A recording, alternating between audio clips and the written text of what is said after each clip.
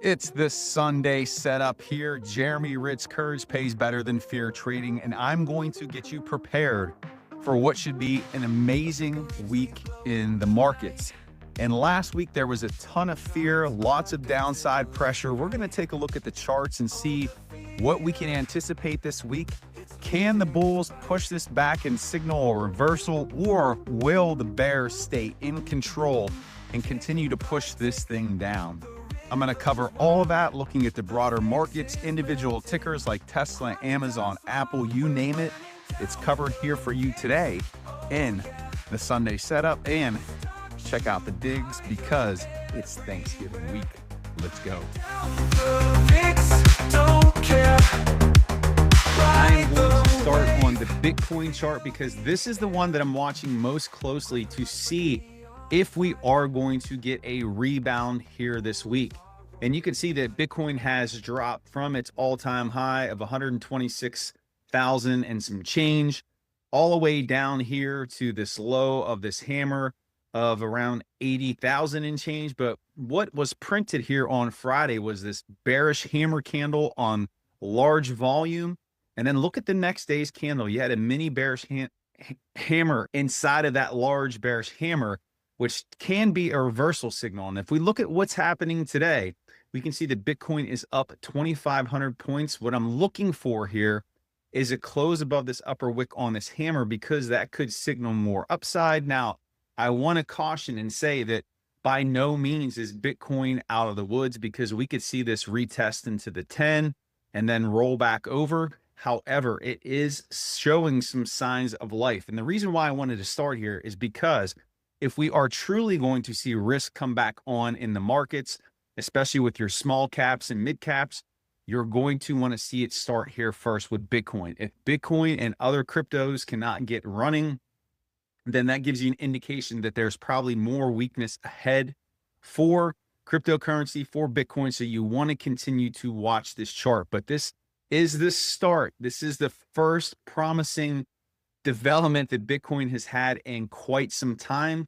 So we want to watch and see what happens. And if it continues to push, look how it interacts with that 10-day exponential moving average.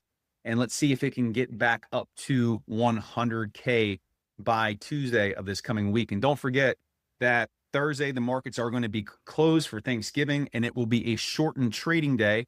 It will shut down, I believe, at 1 or 1:30 p.m. on Friday. Just mark your calendars for that. And again, keep an eye on that 10-day exponential moving average. But let's just jump over here to the SPX and take a look at what has happened here. We had a lot of weakness last week. You can see we had this massive pop here following NVIDIA earnings where the SPX was up 124 points. But if we just drill down into this 3-minute chart, you can see what happened. You had this massive spike. And everybody was thinking, we're so back. The bulls were like, let's go. We're going to the moon. But then you got this double top that came in perfect, symmetrical. It got rejected off that same price point of 67, 70, 68. And then what happened from there was it just bled lower. And potentially at that gap fill, you're thinking there could be a bounce, but it didn't do that. And that's why you had that massive bearish engulfing candle that was printed. We could see that right here. And that put us down below the 10, below the 50. And it did find a tiny bit of support off that 100-day simple moving average. But things look pretty bleak there for the next day after. And while the market did open a bit lower, it did push higher. The SPX was up about 104 points on Friday. But again, weakness came in, the bears sold it down. And now we're left with this candle that, to me, the 100 looks like a nice support, but it does appear that it wants to head lower. Now, the market is going to do what it wants to do, but keep in mind, we have the 10-day exponential moving average here.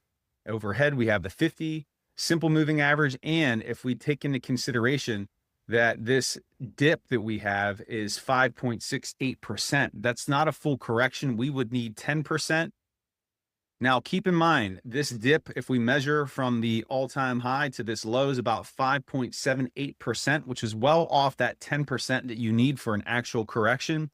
And in order to get there, we have to measure down to really this close to the 200-day simple moving average. And so if we're going to see more weakness, if this 100 SMA does not hold, expect a drip lower, or maybe even a full flush capitulation, come down and test that 200. And then at that point, that would set us up for a nice move higher.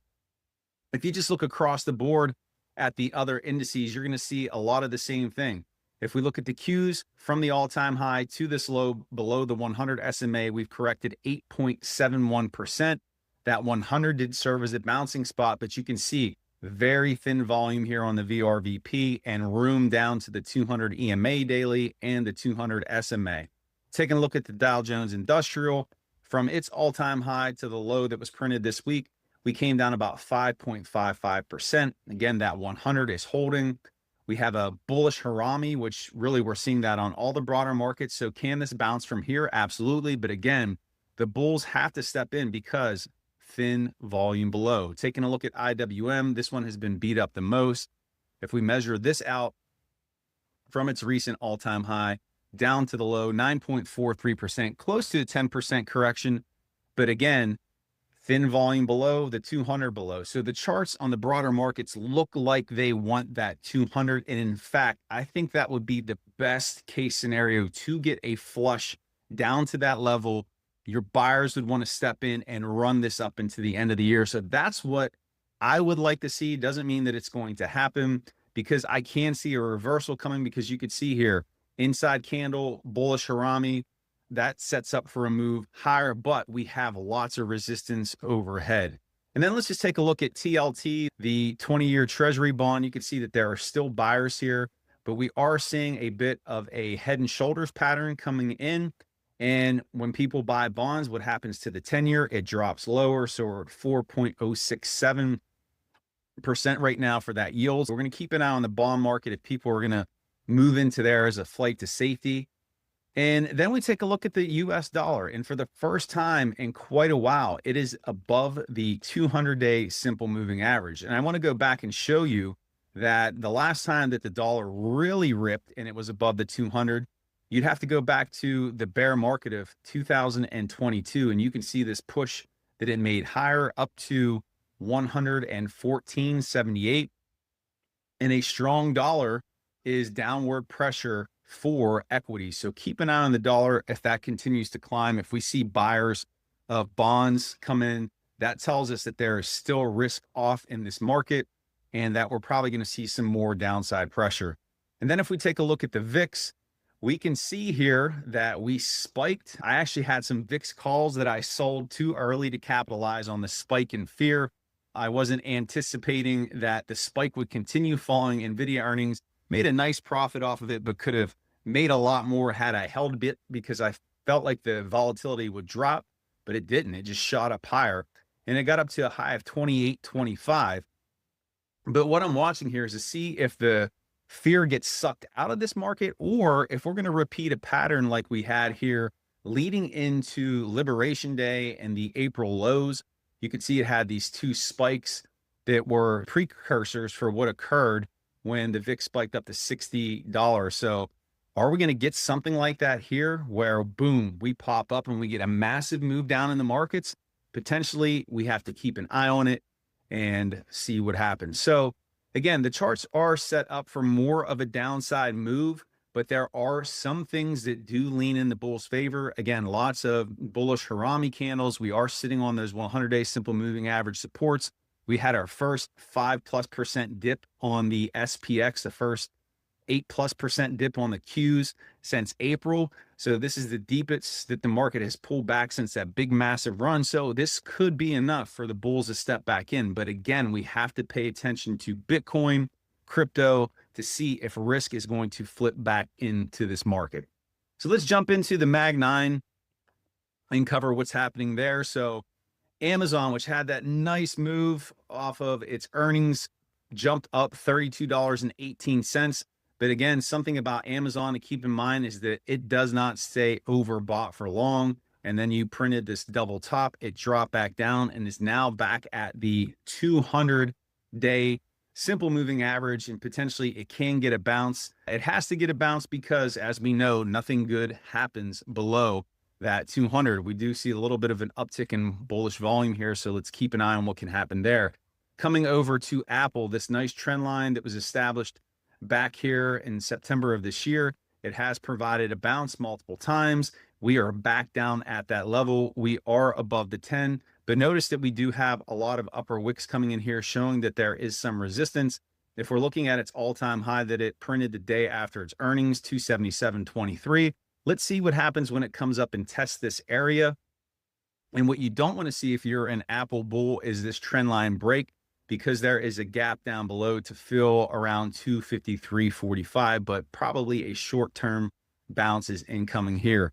Broadcom, what was once a double top is now a head and shoulders. We can clearly see that pattern here. We can see that there is bearish volume on the rise. There is concern about the AI bubble and the chip sector in general, and it needs to cool off. And we do have this earnings gap to fill down here at 308.71, but you do have the 100-day simple moving average that should serve as a support. And around the corner on December 11th, we are going to get their next earnings report. So let's see what happens there. Do we get something like this, bounce off the 100 and then a drop lower, fill that earnings gap, beat it down into earnings, and then it resumes its move higher? I'm expecting a little bit more weakness in the chip sector, potentially some rotation that happens, but this is a topping pattern that we're seeing here on Broadcom.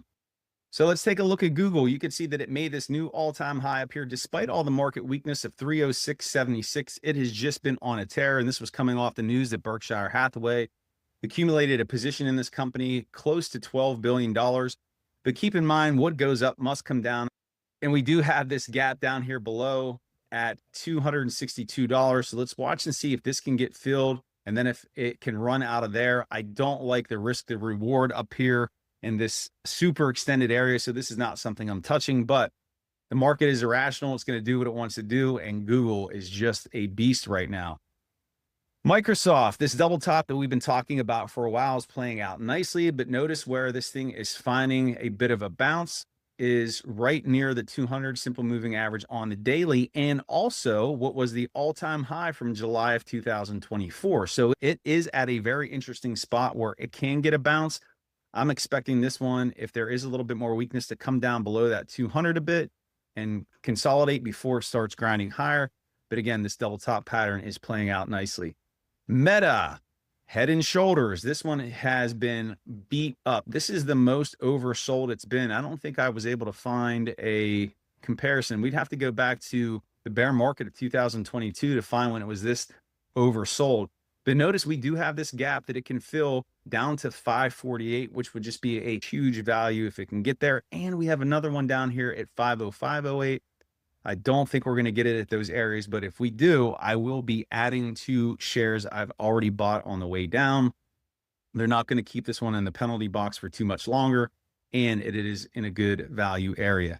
And if we take a look at Netflix, this thing has just been suffering here under the 200-day simple moving average. And notice we do have some supports down here that we want to pay attention to. We have this double bottom neckline from April and Liberation Day. Let's see if it wants to come down and test that, which is also near the point of control, this large volume node. There's thin volume here, so this one could come down to $100 before pushing back up. But for right now, Netflix is looking pretty weak. And then we take a look at Tesla. We have a double top pattern. Again, lots of topping patterns out here on the chart. We do have this gap to fill down here to 367.80. And let's see if it wants to fill that and push higher. But notice we still have thin volume all the way down here to 354.57. And that would be a key area to potentially look for a buy, because you can see that Tesla was range bound in this area for quite some time. And there is lots of support here. So an ideal spot to take a long or just even look for some day trades with upside potential is down in that 350 area, because you can see the thin volume above there on Tesla. And then NVIDIA got everybody excited with that push on earnings. They had a great call, but when you dig more into the numbers and take things into consideration, like 4 members of the Mag 9 are responsible for 35 to 40% of its customers' business. That is a little concerning, and we are printing a bit of a head and shoulders pattern here. We are below that 100. The 100 EMA is serving as a bouncing spot. You're right here at support, the point of control, those volume nodes on the VRVP, but you could see Down below here, the volume thins out and there's nothing to hold this up. Down to the 200 at 153, and you do have a gap down here at 147.53 if this thing wants to fall off a cliff.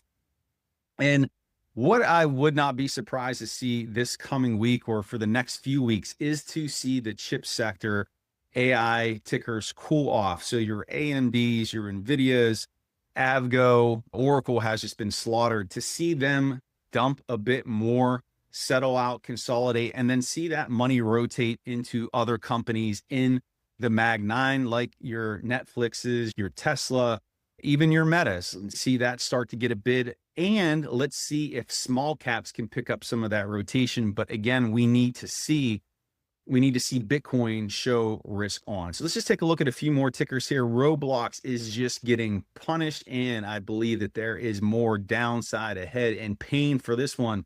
I am a long-term holder of Roblox 2028 leaps, and they are getting hammered right now. However, I do have puts, and I have been protecting myself with puts on the downside to negate the loss and even make a little bit of profit. But this thing looks like it wants to come down further, looking for targets here around 86.93, 82.80, and possibly even $77. Now, here's the other thing. There's growing controversy around Roblox and the protections that they have in place for kids, and there have been lots of lawsuits filed against this company. They do need to improve that. If that intensifies and grows more steam, you could see some really steep drops in the stock down to 75 and possibly even down to $63, maybe even $60. So just watch.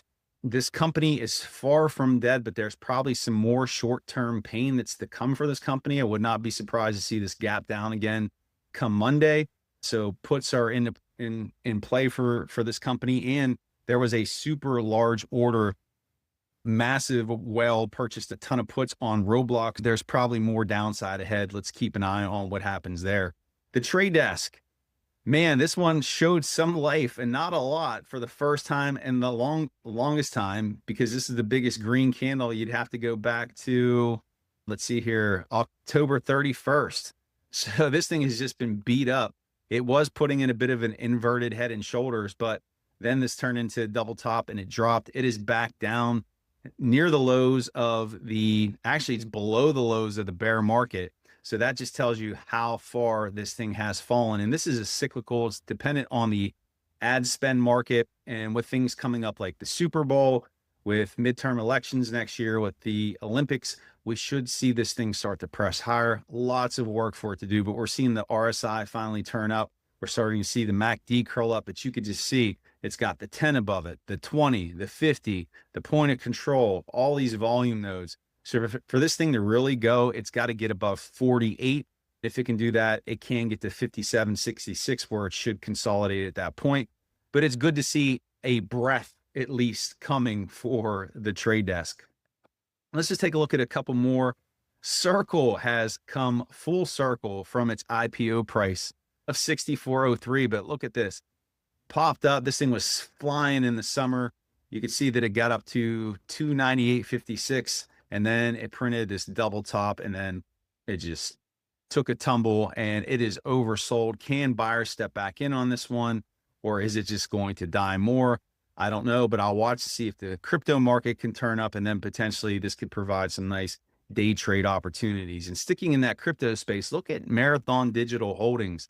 It is back down below. It is actually lower than it was during the whole tariff craziness, the market lows from April. And it's $10.07. If this can fall a little bit more and get down to $7, I would consider a long here, just because I'm not a fan of trading Mara, but man, this thing has been absolutely pummeled. Taking a look at SMCI, it broke down below its trend line that was established back in April at the lows, but we do have a gap to fill down here at 23.69. I would be willing to attempt a long at that point. But for right now, it's broke that structure. Lots overhead in terms of resistance. It's not looking very good at this point. Here, Palantir, after hitting a daily high, $207, just has fallen down. This really was ignited by the claims from Michael Burry that we are in an AI bubble, and he is just hammering hammering these companies, posting on X constantly, said he's going to reveal essentially the smoking gun on November 25th that potentially could send this market lower. But we're getting ready to come down here to this August 2025 support here on Palantir, which is near that 200. But we do have a gap to fill down here at 95.70. So I'm just watching this one for now. There can be some good reward, but we do see a bit of a double top in play here. And especially with all the scrutiny on an AI bubble with focus on NVIDIA and Palantir, I'm not touching any of these just yet. So I will be waiting. And then coming over to HIMS, we have an unfilled gap down here at 30.81. This thing is beat up pretty magnificently, not ready to take it long. It's got to show some strength. If it does come down to 30.81, I will consider long, but not yet. So watching that one. And then SOUN down to $11.22, really where there's been lots of activity. So it should get a bounce here, but this thing from its recent highs that it made at 22.15 down to where we are now, 53%. You're seeing this on most small and mid caps that they are down 30, 40, 50, 60, 70%. They are so beat up. So we need to see risk come back on, or it could get even uglier out there for these companies. Robinhood double top below the 100. There's a gap to fill down here at 84.67. I will wait for that before I look for any type of a long.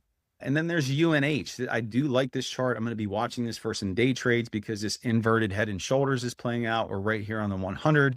We have the point of control. We have this big volume node. So there could be some opportunities, and UNH can be getting ready for its next move to the upside. And just a few more charts here. Let's take a look at MSTR. This is Strategy, Michael Saylor's company, and this thing from its all-time high that it made last November down to where it is now, it is down 68.98%. And it doesn't look like this is going to stop anytime soon. We are seeing support here on the VRVP. You have the point of control below, but I am not touching this one. However, if sentiment flips on this one and it does get going, it could provide some great opportunities. So going to keep an eye on that. And the last one I'm going to bring up is SBUX. This is a chart that my good friend Jason asked me to take a look at, and look at this trend line support that it's sitting on that was established back in July of 24. You can see it's had multiple touch points down here before it pushed higher. So this one may be worth watching for a move up. I'm going to be studying this one a bit here later this weekend and watching, and I may pull the trigger on a play on this one because there is some nice upside opportunity. So I will watch. Now let's just finish up by coming back to Bitcoin and seeing what it's doing. Again, we are by no means out of the woods here on this, but we do have these nice double hammer here on big volume. We are showing some green, but look, right now we're seeing we're rejected at the high of that candle. That cannot happen. If the bulls are going to step in here, you're going to have to close above it in order for it to run. Let's just take a look at the 3-minute and see what's playing out here. So you can see to a T at the high of that hammer, rejected once, almost got back up to it, made a lower high, rejected twice.